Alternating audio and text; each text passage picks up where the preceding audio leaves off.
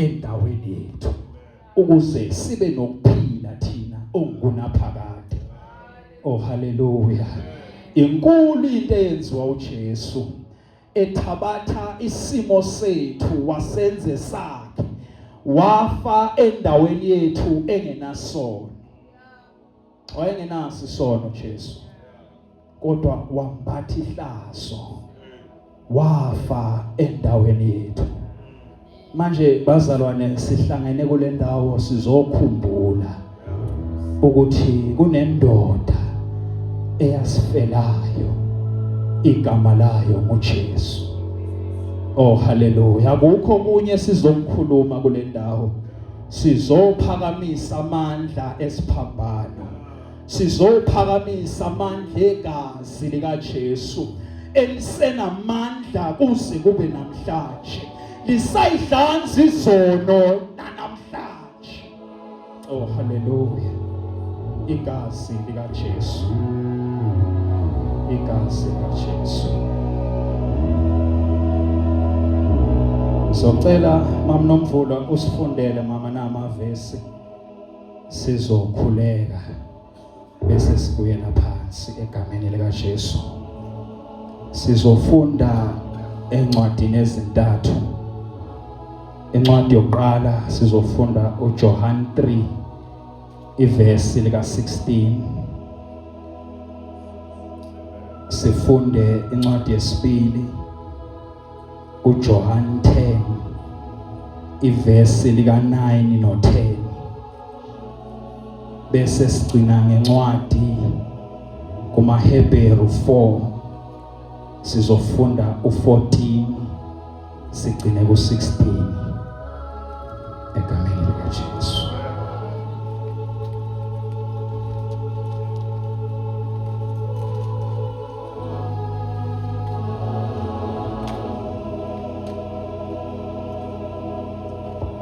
Amen, bazalwane. Our first scripture reading is from the Gospel of John. We are reading chapter 3, verse 16. Verse 16. Ngokuba uNkulunkulu walithanda izwe kangaka, waze wanikela ngendodana yakhe ezelwe yodwa, ukuba yilowo nalowo okholwa yiyo angabhubhi, kodwa abe nokuphila okuphakade. Amen. John 10 verse 9 and 10. Verse 9. Mina ngiyisango, uma umuntu engena ngami uyakusindiswa, angene aphume akabe edlelweni. Isela kalizi kungengokweba, ukubulala nokubhubhisa. Mina ngize lapha ukuba babe nokuphila, babe nako kuchichime. Amen.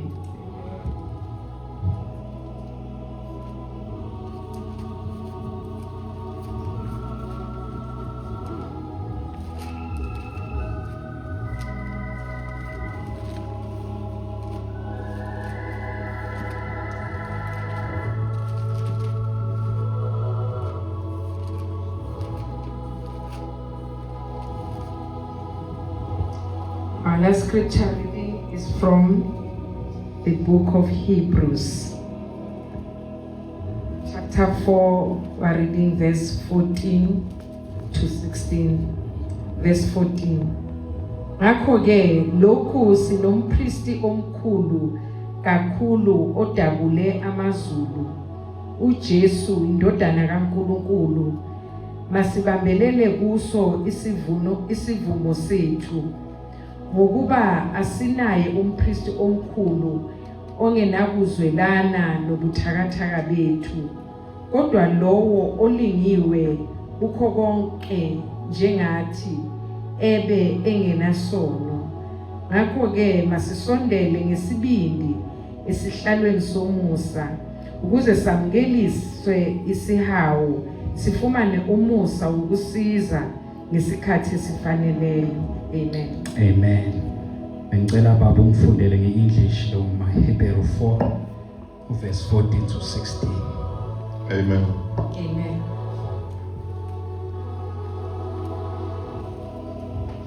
Bayede Nkosi, bayede kawelethu, uyasihola endleleni.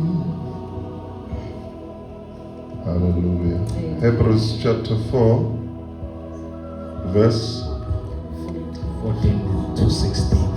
Amen. Hebrews chapter 4, verse 14 to 16. Seeing then that we have a great high priest that is passed into the heavens, Jesus, the Son of God, let us hold fast to our profession. For we have not a high priest which cannot be touched with the feelings of our infirmities, but was in all points tempted like as we are, yet without sin. Verse 16. Let us therefore come boldly unto the throne of grace, that we may obtain mercy and find grace to help in time of need. Amen. Amen. Liphilile Baba izwi lakho. Ngalo uNkulunkulu wadala izulu, wadala nomhlaba. Ngalo uNkulunkulu wenza umuntu ngomfanekiso wakho, wathi akufuse. Lithi izwi lakho umuntu waba ngumphefumulo ophilayo. Nasebusuku uNkulunkulu khuluma ngalo izwi lakho. Nalibandla lakho Baba, dala kulo busha ngegama lika Jesu. Ngimile ke uNkulunkulu njengecebo yakho. Khuluma Baba, khuluma, uzwakale wena. Khuluma, khuluma.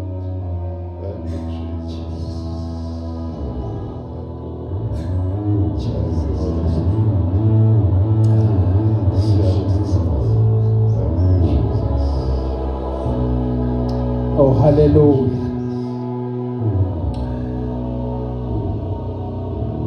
Indaba yesiphambano.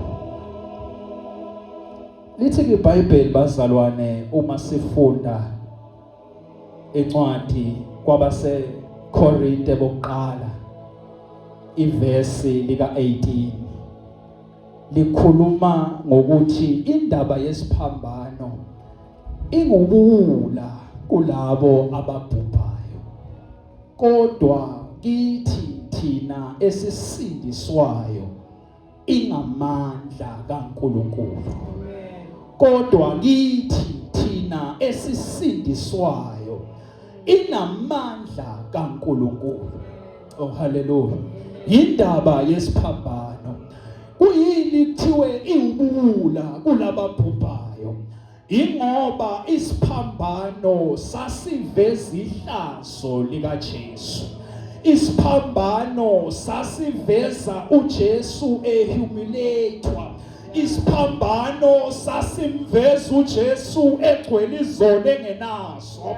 Isiphambano sasimveza uJesu njengongenamandla abe enamandla. Ingabo kuthiwa iwubuwula kulabo abaphuphayo, ngoba bayiqondi. Kodwa kulabo abasindiswayo ingamandla kaNkulunkulu. Ingamandla kulaba abangabantwana bombuso wasezulwini, ingamandla, ngoba umntwana wombuso uyaqonda ukuthi isiphambano kwakuyindawo ye-restoration. Isiphambano kwakuyindawo yokuphindisela okutshontshiwe. Isiphambano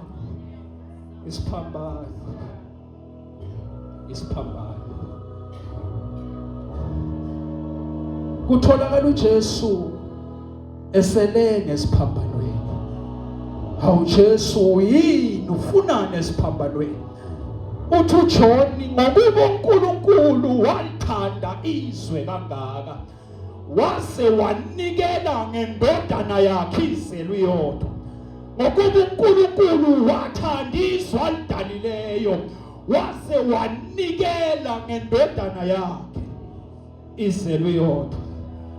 Kutholakala uNkulunkulu uqhutshwa uthando, utholakala uNkulunkulu uqhutshwa isihe ngezwe alidalileyo. Lithi iBhayibheli wanikela ngendodana yakhe ukuba iloyo naloyo okholwa yiyo angabhubhi kodwa abe nokuphila ongunaphakade. Yiloyo naloyo ozokholwa yilesimangaliso impilo yakhe iyoshintsha, angeke ayofa kodwa uyoba nokuphila ongunaphakade. Yiloyo naloyo okholwa yiyo, yiloyo naloyo oyikhethela ukukholwa, akholwe uJesu, angeke asafa kodwa waphila kuze kube naphakade. Kutholakala uJesu yehla, wehlela emhlabeni ngenxa yempilo yethu. Kutholakala uJesu wendlala ukuphila kwakhe ngenxa yokuphila kwethu. UJesu wandlala ukuphila kwakho ungenasono. Ingoba nginguJesu nginamandla okubeka ukuphila kwami ngibuye ngikuthabathe, yingakho ngikubeka phansi ukuze ilo naloyo ozokholwa akholwe yimi abe nokuphila, abe nokuphila okungunaphakade. Uthi uJesu isela uqala ngokuthi mina ngiyisango, ongenayo ungena ngami, nongene ngami ufumana insindiso, nosindiswayo ufumana idlelo. Bonke abatholakala abaphakathi bangangenanga ngaye bangamasela, ngoba ongenayo ungena ngaye. uJesu isango, uJesu isango engenwa ngalo. Siyamkholwa uJesu lo oyisango. Uthi mina ngindlela neqiniso nokuphila, akekho yabubaba ngaphandle kwami, akekho yohamba afinyelele ezulwini ngaphandle kwami. Yimi indlela neqiniso nokuphila. Amandla esiphambano, amandla esiphambano. NoSathane wayecabanga ukuthi uqedile ngoJesu uma embonele ngesiphambanweni, kanti kwaqala kokuphila kwabakholwa nguye. Babamukela impilo engunaphakade abakholwa nguye. Sathane akabonanga. Sizohlala kanjani singayishumayeli le ndaba ebaluleke kangaka, indaba yesiphambano? Ngoba ingamandla kaNkulunkulu. Oh haleluya. Ingamandla kaNkulunkulu. Ofuna uJesu ungena ngaye, ofuna uJesu nali isango, isango lisavulekile, isango nguJesu. Ongena ngaye uyasindiswa, nosindiswayo ufumana idlelo. Liyatholakala idlelo, litholakala kuJesu. Oh haleluya.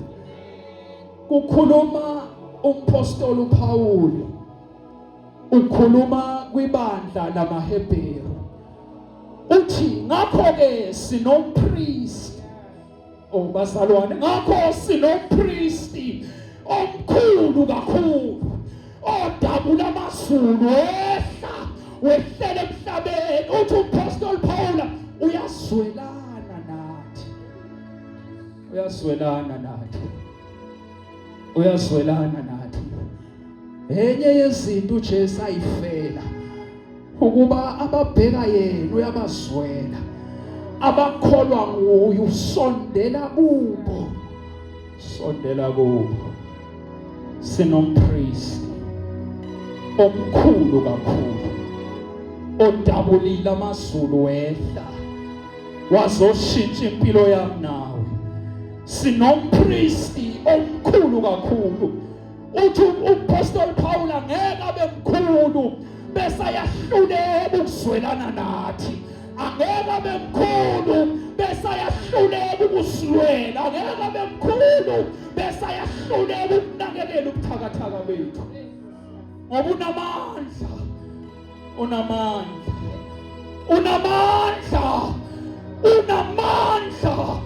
He's great. He's magnificent. Unamandla. Uyaswelana nathi. Uyaswelana nobuthakathaka bethu. Unamandla.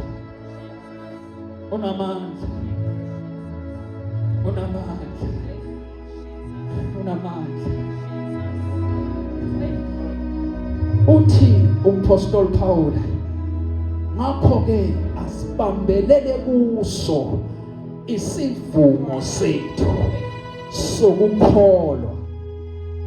Asibambelele kuso lesivumo sethu sokukholwa. Lo Jesu esamvuma singambonanga, sakholwa ngenhliziyo. Asibambelele kuso leso sivumo sethu. Sinompristi omkhulu ozwelana nathi. Uthi mawufunda ngeTPT uthi we must cling in the faith of Christ. Ngamanye amazwi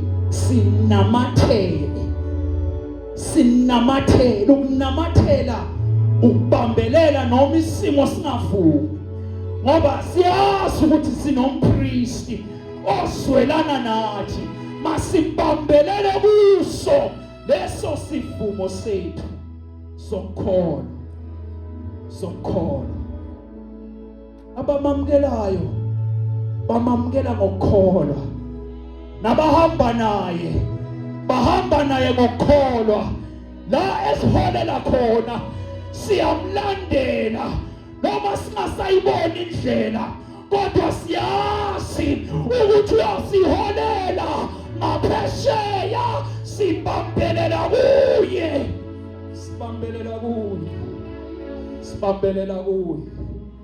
ngokukholwa. Ukholwe into ungasayiboni, kodwa ukholwe ngenhliziyo. Siyakholwa ukuthi uJesu wavuka usimele ezulwini.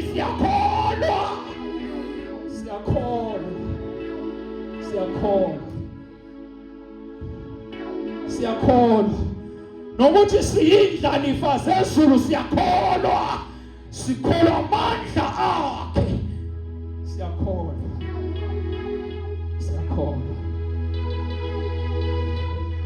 Siyakholwa. Uma uJesu akhipha amazwi esiphambanweni athi kuphelele, kufeziwe, athi kuphelelisiwe, wayesho umsebenzi oqediwe.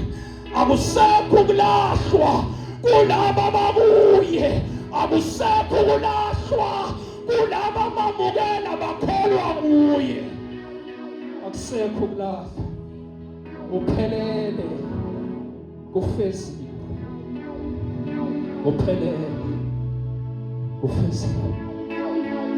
Uthi uApostle Paul, ngakho masisondele. Uthe masinamathele, manje uthi sisondele kuye ngesibindi. Sisondele kulompristi ngesibindi. Isibindi sisho ukuthini? Bakhona abantu abazokhuluma izinto bathi ayikho indaba kaJesu, kodwa bakholwayo bayasondela ngesibindi. Bathi siyamazi ukuthi lo mhlengi uyaphila.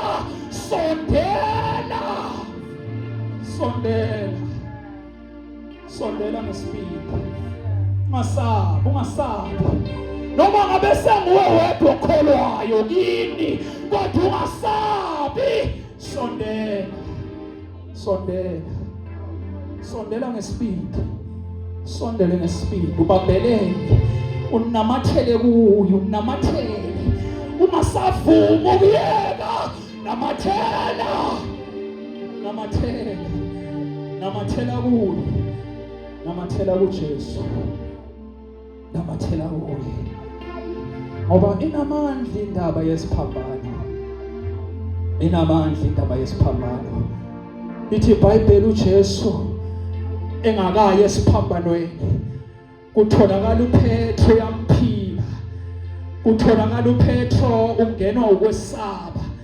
Uthi owesifazane, nawe ungomunye bohamba naye. Uthi uPetro, hayi angimasi lo muntu.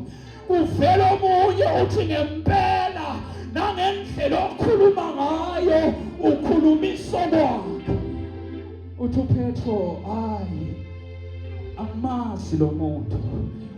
Kufika omunye wesithathu uthi ngempela lo ungomunye ebehamba noJesu. Lithi iBhayibheli uPetro esemphike kathathu lakha liqhude, uPetro wakhumbula amazwi kaJesu, ngoba uJesu wayezofela bona banjalo abangenawo amandla okubambelela esivumweni sabo, esivumweni sabo. Kodwa kuswakala uJesu uma sebuya esiphambanweni, uthi Petro uyangithanda na? Uthi Petro uyangithanda na? Uthi Petro, yebo Nkosi ngiyakuthanda. Uthi nakekela izipho zami, yenza intando yami. Uma ungithanda yenza intando yami. Lithi iBhayibheli wambuza kwase kwaba kathathu, wathi Petro uyangithanda na? Wathi yebo Nkosi ngiyakuthanda. Wathi uJesu nakekela izipho zakhe. Kwarestoreka uPetro lo bekahamba noJesu, kodwa enganawo amandla okubambelela esivumweni sakhe sokukholwa. Ngakho masondele, sondele kuye ngesibindi, sondele kuye ngesibindi. Angeke uNkulunkulu abe namandla bese ayahluleka ukusilwela. Angeke uNkulunkulu enamandla onke bese ayahluleka ukusinqobela. Asikho isimo esingaphe kwakhe, ngoba sinompriest omkhulu kakhulu uyaswelana nobuthakathaka bethu. Lithi iBhayibheli walingwa ngabo bonke, walingwa ngaso sonke isimo nalo lonke uhlobo lokulingwa, kodwa lithi wanqoba, and he conquered all. He conquered all. Uthi ke ngiyakunthwala, uthi niyoze niguge, kukhona la nginyathele khona, ngoba ngizobe nginithwele, ngoba I conquered all. I conquered all. Unqobe konke, wanqoba ukufa, wanqoba ithuna. Uthi uyakusithwala, uthi uyakusithwala, uthi uyakusithwala. UJesu wasithwala ingoba nganifela ukuze nina ningasafi, ningasafi. Ngoba fela bonke abaphilayo, ukuze abaphilayo bangasayiphileli bona, kodwa baphilele yena owabafelayo. Wafela bonke, wafela bonke. Sizomemezela lokho bazalwane, asisondele kuso lesihlalo, sisondele ngesibindi. Singabi novalo, safelwa. Singabi novalo, amacala ethu ahlangulwa onke. Singabi novalo, konke kwethu uJesu wakhokha. Singabi novalo, singasabi, singasabi. khuluma nomuntu othi ngiyamfuna lo Jesu, nangu Jesu isango. Ongena ngaye uyasindiswa, ongena ngaye uba nokuphila okunaphakade. Ayatholakala namadlelo kuye, ayatholakala amadlelo abayikweswela abakholwa nguye, abakholwa nguye. Nangu Jesu ongumpriest omkhulu, uyazwelana nobuthakathaka bethu, uyazwelana nobuthakathaka bethu. Uthi ofisa nothando ukuze emva kwabo akazidele, ukhohlwe nguwe bese ubheka yena, ukhohlwe ngokwakho bese ubheka yena. Uphakamisa amehlo akho njengoDavide ezintabeni la usizo lwakho luvela khona, uzidele bese uthabatha isiphambano uyamlandela, uyamlandela, uyamlandela. Abalandela yena abaduki ngoba yena uyindlela neqiniso, abahamba ngaye abaduki. Silandele yena, silandele yena. Ngizomemezela lokho bazalwane, nangu Jesu umpristi. Nanamuhla ebusuku sinompristi, yini ekhathazayo sinompristi, yini ehluphayo sinompristi. Uyazwelana, uyazwelana nobuthakathaka bethu, uyazwelana nathi, uyazwelana nathi. Nangu Jesu, sithathele yena. Nangu Jesu, uvula izandla, sithathele yena. Kwaphela ukuhlupheka umuthatha uJesu. Nangu Jesu, nangu Jesu.